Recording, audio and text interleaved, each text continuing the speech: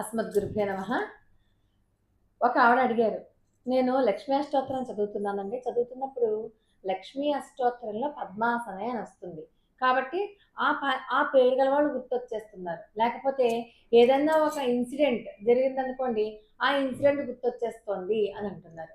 మీకు పద్మాసనే అన్నప్పుడు ఆవిడ గుర్తు రావడం కంటే, పద్మంలో కూర్చున్నటువంటి లక్ష్మీదేవి యొక్క రూపాన్ని పదే పదే భావన చేసుకోండి. క్రమంగా ఆ మైండ్లోంచి వేరే వాళ్ళు తొలగిపోతారు. ఇంకా మీరు చదువుతున్నది లక్ష్మీదేవి దగ్గర, తలుచుకునేది వేరే వాళ్ళ దగ్గర వాళ్ళనైనా మీ పుణ్యమంతా వేరే వాళ్ళకేం వెళ్ళిపోదు. మీ పుణ్యం మీకే వస్తుంది తప్పితే, మీరు ఎవరిని తలుచుకుంటే, మైండ్లో ఎవరొస్తే వాళ్ళకి మాత్రం మీరు చదివిన ఫలితం మాత్రం వెళ్ళదు. ఆ ఫలితం మీకే వస్తుంది. కాకపోతే భావన చేయడం అన్నది క్రమేపీ అలవాటు చేసుకోండి.